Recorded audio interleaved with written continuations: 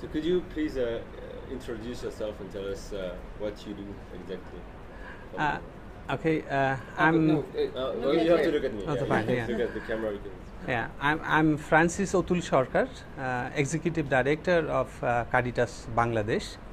Caritas Bangladesh is the social arm or humanitarian arm of the Catholic Bishops' Conference of Bangladesh, and we do a lot of projects with humanitarian assistance and for long-term development of many people.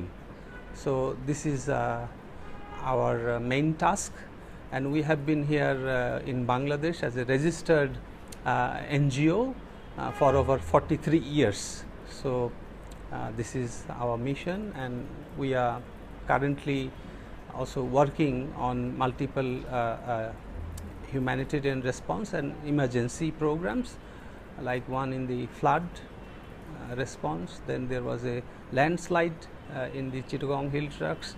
There was flash flood we did, and currently we are engaged into the emergency response for the refugee programs.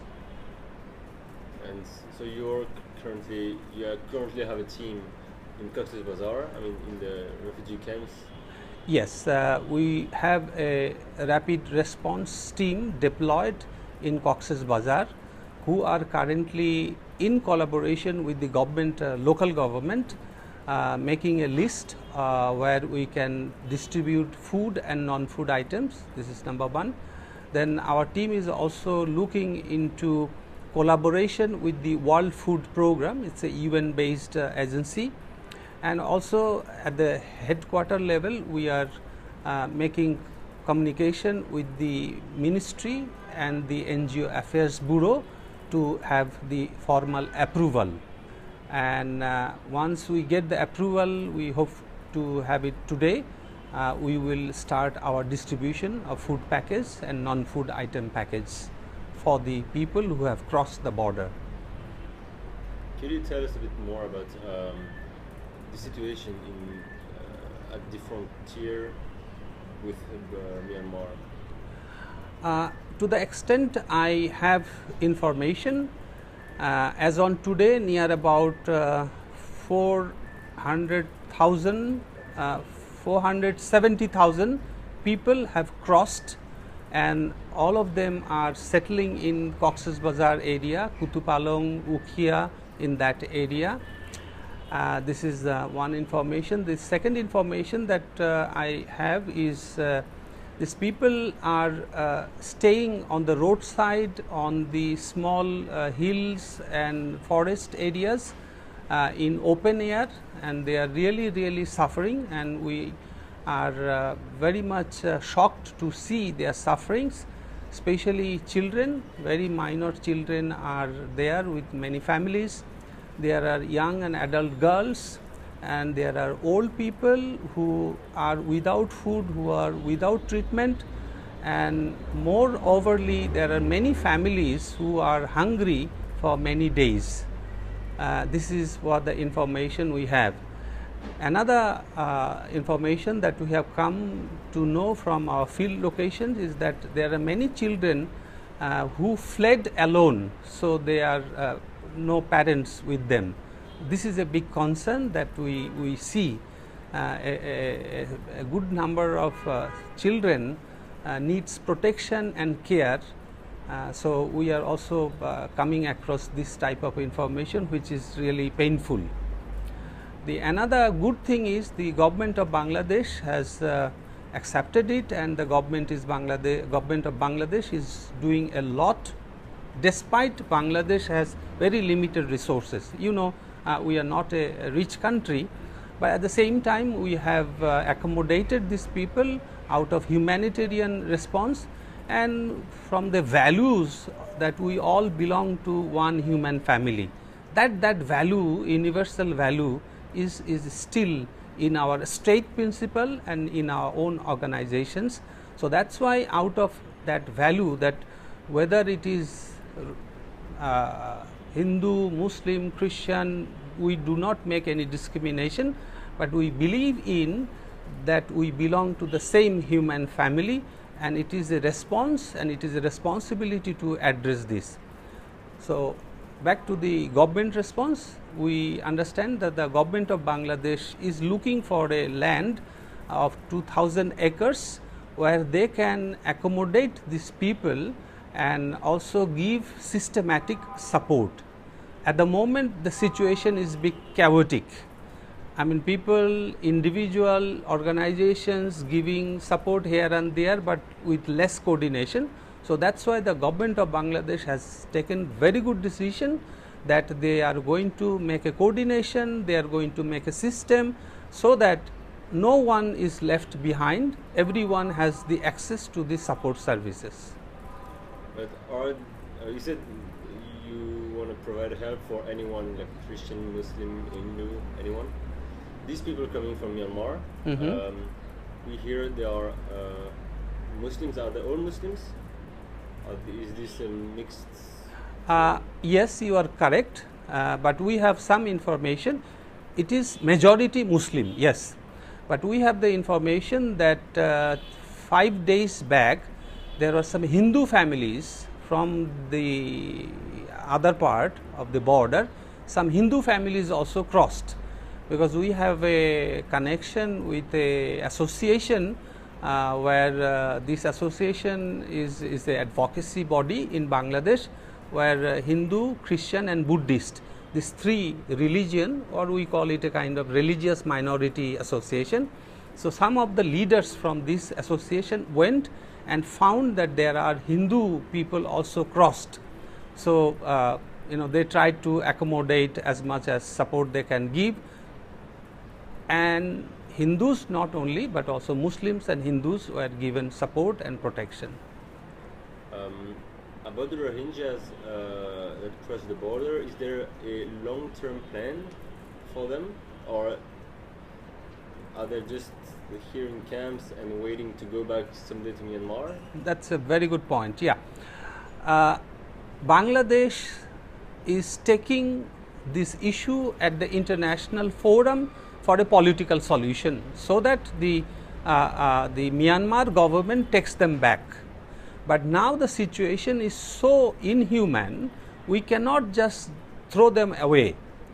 So, while we are responding to the emergency need, but at the same time we understand that diplomacy and negotiation between state level will take some place or will take some time. So, that is why apparently we anticipate that the crisis will not be over very soon. So, Caritas Bangladesh, with initial primary response, we have been, or we aim to distribute support or relief, food and non-food item for 14,000 families in the first cycle. We are thinking we will have to do a second cycle, provided that we have a response from our member Caritas organization and there is funding support. Having said that, after this initial, when the government gives this land, allocate land for settlement or for camps, then of course the need for shelter construction, water, then medical support, systematic supports will come. I agree with you, there will be probably need for long term support. And for long term, for any problem you need a long term solution. What is the role of other neighboring countries like Thailand, Indonesia, Malaysia maybe?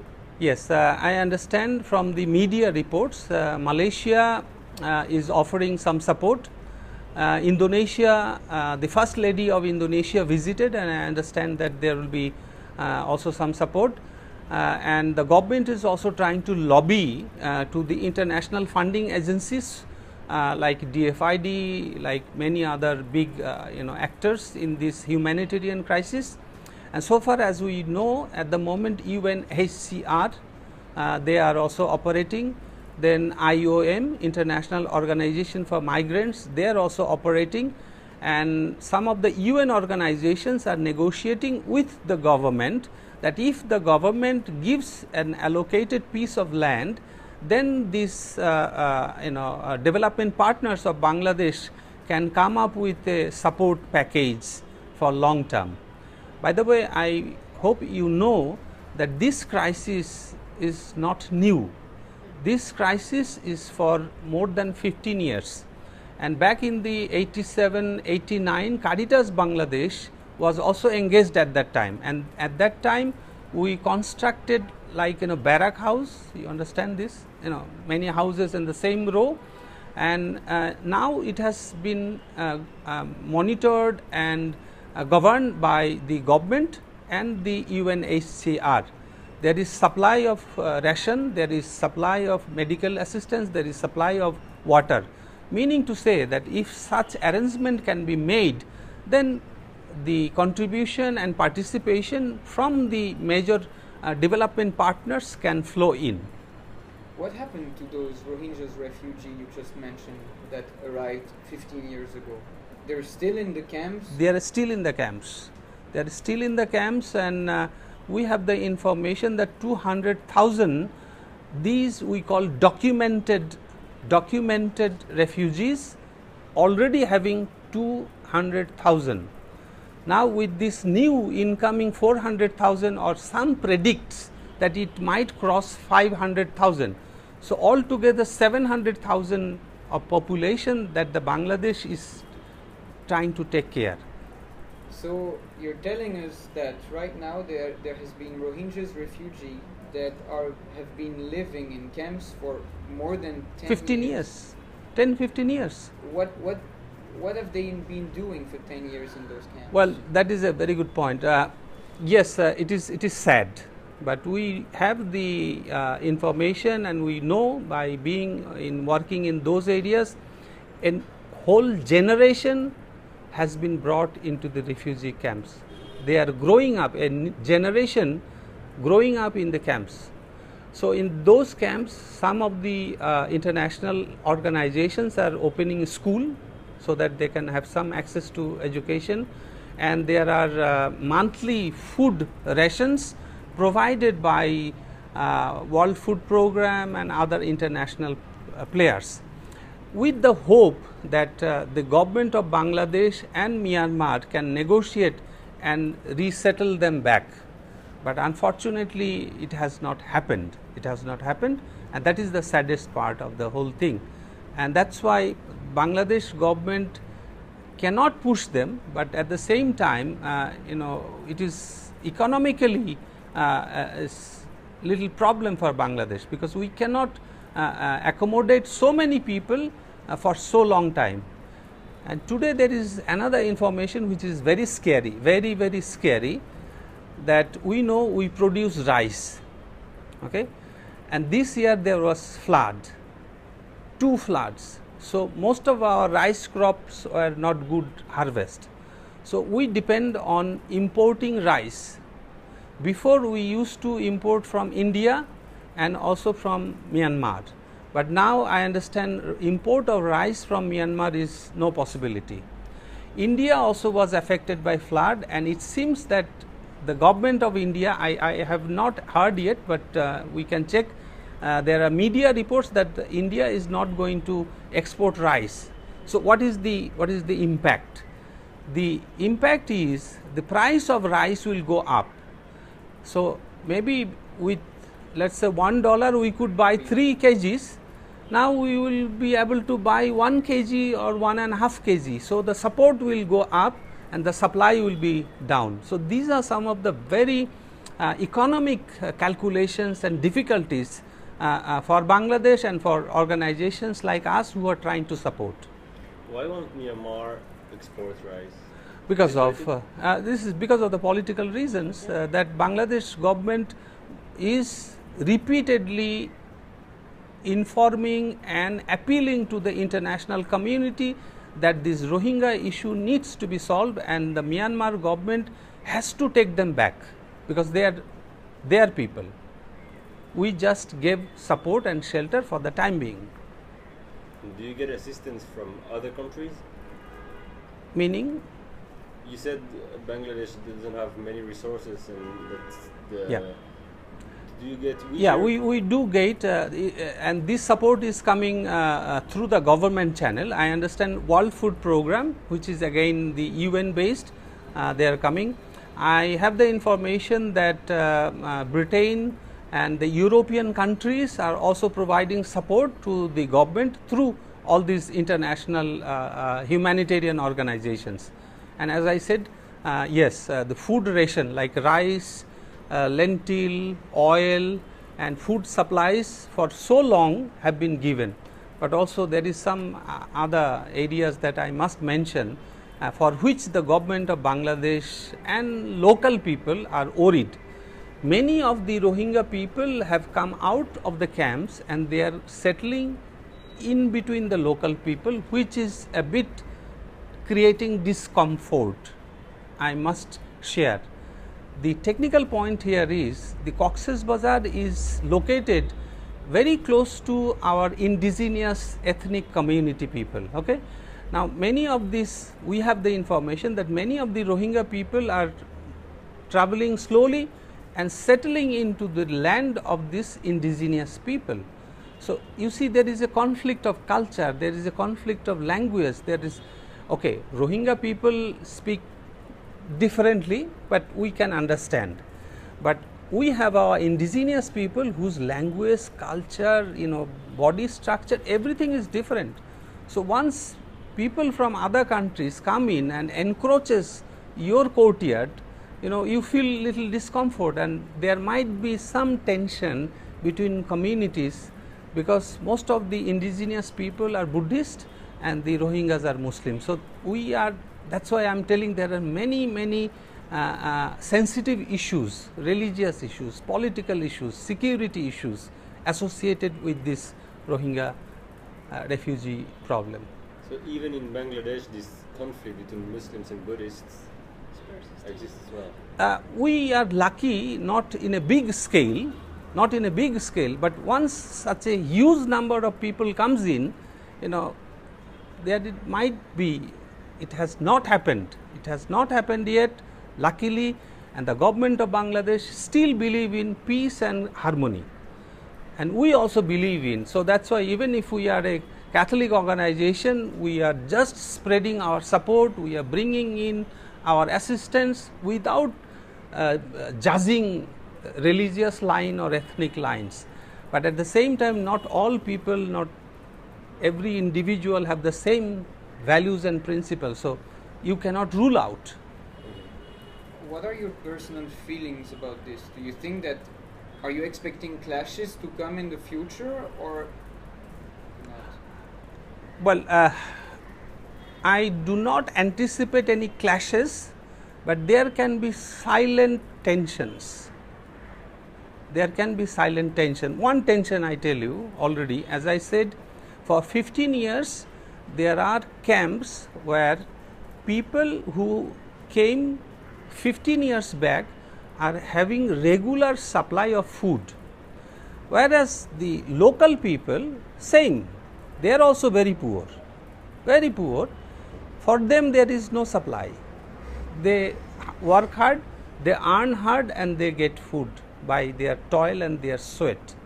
So there is a kind of dissatisfaction, and many times we have come across such dissatisfaction where local people say, look, you are taking very good care of the foreigners, but we are the locals, we have also poverty, we don't get food supply. So you see this, but there has not been clash. I must make it very clear, no clash, but some sort of discomfort and tension. To solve this in comfort, why during those 15 years wasn't it any solution to try to integrate those Rohingyas people? Or, I mean, during 15 years those Rohingyas have really stayed in the camp with no solution for the future. Yeah. I mean, this is not really a question, but so there has been no Rohingyas refugees from 15 years ago that had integrated within Bangladeshi society. so far as I know, few small number, near about 30 to 40,000 people somehow have escaped from the camp, and they have somehow spread it in different places, which we could not, or the state could not solve.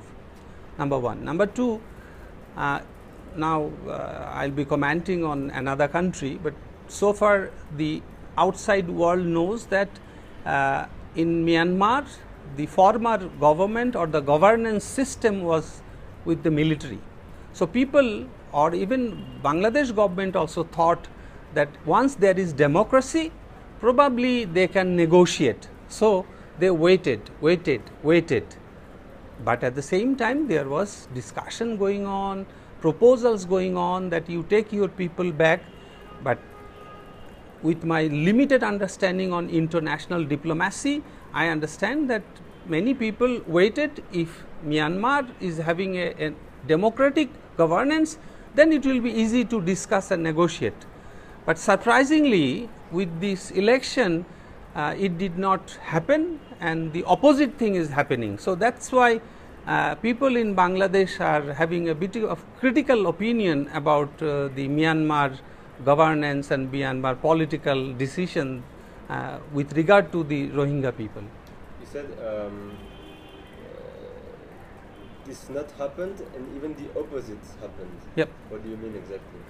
Well, we thought when Ms. Aung San Suu Kyi comes to the power, since she is champion of human rights, okay, maybe it will not happen, but unfortunately we do not know why it is happening. I am not a diplomat, but how come millions of people you can torture, you can rape, you can kill, and you can say that it is so ultimately we thought with the democracy people have a voice to participate in the governance, in the decision making, but now so many people have to flee from their country. So, that is why I said it is opposite happening. It seems odd because we came here from Myanmar, and you say that at one point Myanmar has to think about the people who fled Myanmar to Bangladesh and has to think about getting them back. In Myanmar, they said you Bangladesh have to get them back because they are from Bangladesh initially. No. That is why we need to go to the historical problem or the root cause of this problem. To the extent I know, when this part of the world was colonized and we were under British colony, and in the 1836 Arakan state or the Rohingya state was annexed with Myanmar. And if you go through the other historical events, you will find, at least we come to know from our academia, that in the previous, when there was no military regime in Myanmar, some of the Rohingya people were in the government. They were ministers, they were in the political process. But once the military took it over, the whole rule of the game started to change. So, that is why if a population has the participation in the political decision making, in the political governance, you have to recognize that they are part, and it is not only 10 years, it is more than 100 years they have been living. So, all of a sudden you cannot blame. The problem is understanding of the ethnicity. Like I tell you very frankly, in India there are many people like Bihar state, okay. If they talk, I can understand. If I talk, they can understand. That does not mean that the Biharis are Bengalis and Bengalis are Biharis. You cannot just equate such logic. Yeah, and even you said that if you speak to Rohingyas, you can understand them, but I cannot word to word follow them. Okay. I can understand them because Burmese say they speak Bengali. They don't speak Burmese. They only speak Bengali. It's not exact Bengali. It's a different type of Bengali. It's a different type of close to Bengali. Words and many things are close to same. then again we have to go into the linguistic history in this south. I don't want to enter into the literature and things like that debate, but the argument is, West Bengal in India, okay, they are Bengalis, we are Bengalis, but none of us are claiming that you come there and I go there. India is not pushing the people of West Bengal to Bangladesh because these people, no. So that's my understanding. That's my understanding. Yes. About so there is definitely a humanitarian crisis going on with those camps. Yep. Would you say that it's managed correctly, that the humanitarian help is working most of the time, or would you say that it's I must say that at this stage, as I told you, it's very chaotic. It's not well managed. But we also have to understand, when I am telling this, we must also understand the scale and the volume. I mean, it's not easy to manage 470,000 people on the street. And you never know, one family, it's almost like 5 to 6 kilometers strip.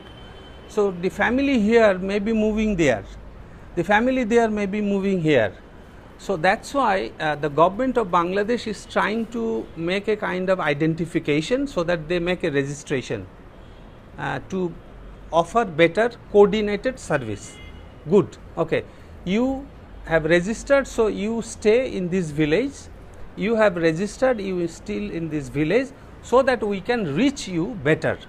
At the moment, yes, we are facing problems so far as we hear, like some private people taking bread, banana and fruits and throwing. Sorry, this is inhuman. They are not monkeys, they are human beings. You can't just throw food.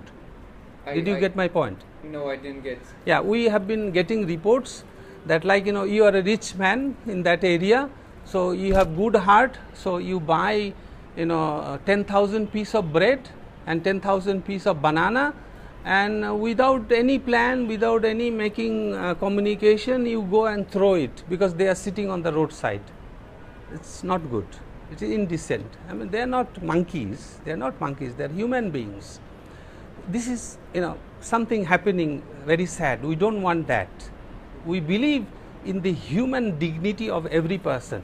If you want to offer support, give in a dignified way.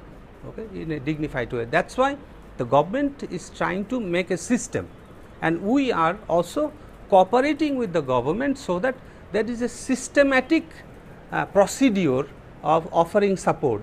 They need water, they need medical support, they need food, they need clothes because rain, and all these things are coming up.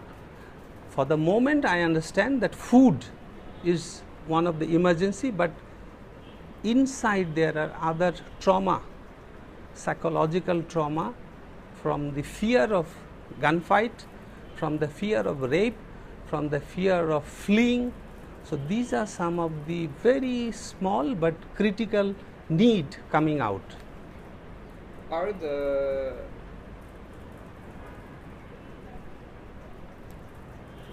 Rohingya people fleeing all often wounded when they arrived in Bangladesh? Some of them, yes. We have the media report.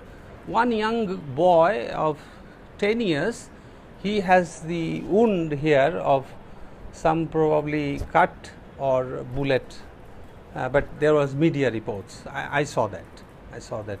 Yeah. Is it like isolated cases, or can we talk about percentages of the people that arrived that are wounded? To that extent, I believe very minimum, very minimum. It could be isolated. It could be isolated. Because of the stories we hear in medias, when we read them, it sometimes seems like people arrive and they're all completely wounded and all fleeing because there are actually attacks. Attacks, yeah. At least the media channel that I have seen, I have come across small number of that, not a large number. But what we hear mostly, that people, some of the women had been tortured, and they just wanted to flee because to save their life. But wound maybe because of walking, crossing river, this and that. Only I have seen 2-3 cases where there was wounds, which bears mark of either cut or attack. Because we hear a lot of people saying that the army and that the Rakhine people are attacking them. So if taking what you're saying into account, it looks like either they die in Myanmar and we have no proof, or some could escape. But so there are also reports that some dead bodies are floating in the river. There were reports in media, but sometimes in river, who is going to watch how many dead bodies are floating and how many not? So it is something very difficult to prove. Yeah, it's because we're trying as journalists, of course, trying to find out what is really happening, yeah. and to try to understand the different evidences that we have. Yeah. So what would you believe is happening through this migration process? Well, the wound and bruises cases I have not seen much, but there is. What I understand, like even in 1971, when we had our fight with Pakistan, that in our, I was a refugee. Okay, most of the killing and those who are wounded cannot flee because somehow they die inside. But those who can, survival of the fittest. If you are fit to run, you survive. If you are not fit to run, you die. That's my feeling. Those who are not capable to escape, of course, and obviously dying. So you believe that there is quite a huge amount of people that died on the way? Yes, either probably died or missing there somewhere. Yeah, and of course, from the information we have no idea of what number of it would be. But one thing, if you are going in that area, you can also see, which also the media is claiming, that male number in this people, in the refugee people, is less. It's more female. So what does that mean? I don't know. It can happen that the male either have died, or they have been taken by the army, or they somehow missing somewhere, which the other country is claiming, about their ill motivation, which we cannot prove. One of the version we had was that they were kept by ARSA people in order to fight, because ARSA didn't give them the choice. Yeah. But I cannot prove it. I am also on the same boat like you, but by the looking at the masses that have come across, we see less number of male, more female. So that is a still question mark. Where are the male? We heard there were between 70 and 80% of people fleeing were women and children. 70-80% is the number you would? Percentage wise, I cannot give you a figure, but I can roughly estimate. Yes, it's mostly women and children. Mostly women. Few men, of course, are there. Few men are, of course, there. Yeah, there's a lot of mystery of what is going on. Yeah, of course, because some people are saying that the army is systematically killing people. Could happen. Some people say army is pushing people away. Some say pushing people away, but there are landmines on the frontiers, and it's hard because everybody has the version that is more in accordance with what he believes. It is hard to prove all this or to unbox these mysteries. We cannot easily unbox it. Are there people that cross the border in the other way, go back to Myanmar? Does it happen? Some, those who came early days, some of them went, I understand, because how long you can survive in such a life. So, those who came 15 years back, some of them went repatriated, but again with this new tension and new violence, probably they have returned, and we have the information that some of them have also connection on relations with the 15 years before camps. So, relatives have also migrated into those documented camps just to take shelter, but sorry, we cannot definitely make any comment on that. We've been told that ARSA was present in the camp area to recruit fighters to get back and to fight into Myanmar. Would you say it's correct? Do you have facing troubles with ARSA people, or? I understand Bangladesh has taken a very strong measure against any terrorist group, because Bangladesh itself is fighting the ISI group. So you cannot bring two devils together to add your own burden. That's my simple logic. But who knows, and that's why I said that there are security concerns also. Who is doing what, whose intention is what, is still to be determined, and that's why government of Bangladesh in one hand opening the door, but in another hand also remaining very critical and vigilant, so that no one can take the advantage. And even day before yesterday, Prime Minister was there, and she herself said that Bangladesh will try to help if those who are doing any miscreant or any terrorist activities. Bangladesh is ready to help Myanmar government to find them out. She very openly declared that. So, even if there are rumors, the Bangladesh's standpoint is very clear, very clear. What did Myanmar answer? Well, they continue to still repeat the same thing. Which is, as you said, or as we discussed, that these people are Bengalis. No, they are not Bengalis. They are not Bengalis. It's. What are the feeling of the other Muslims, the general Bengali, about the Rohingyas? The general feeling of the common people of Bangladesh is sympathetic.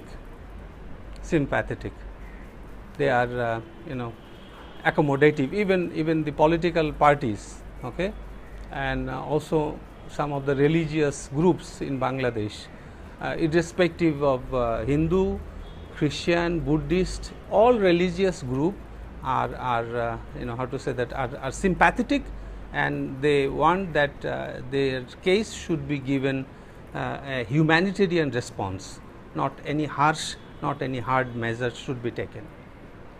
So if now Rohingya people come in Dhaka, would it be fully accepted?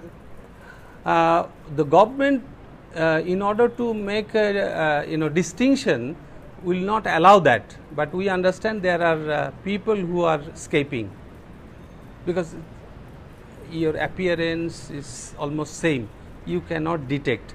But at the same time, I heard that in some places the government is finding those who escaped and also offering them to go back in one or two cases. In one or two cases we heard. There are people coming to Dhaka, you are correct. We've heard that for some Rohingyas, they don't want to come back in Myanmar. Why wasn't there any other solution than camps for those Rohingyas who would like to stay in Bangladesh?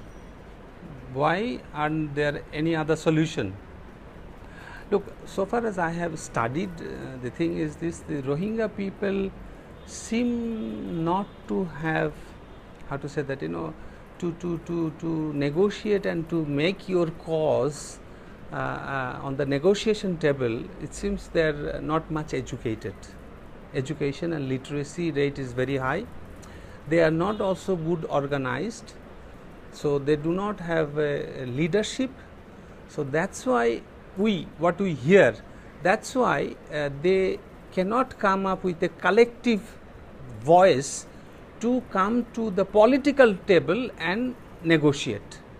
Because to negotiate and to have the political participation, you need people who can, understand these international laws, convention, legal aspects, so that you can discuss with your counterpart. So far as we understand, unfortunately, probably these Rohingya people are highly illiterate.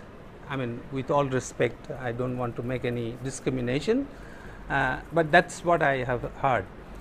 But at the same time, since the Bangladesh standpoint is, okay, we give you shelter, but we do not accept you because we are already 160 million people. How can we? I mean, it's really impossible. It's really impossible for us. And the per square kilometer population density in Bangladesh is very high. 2,000. Yeah. So we have many social factors, economic factors, resource factors, and other consideration where even we have the good heart, but good heart does not always give you all the solutions. Okay? Very interesting. Thank you. Yeah, it was good. We discussed. It's such a complicated, difficult story. Very difficult story, yeah. Okay? Thank you. Oui. Je vais te le donner. Thanks. Welcome.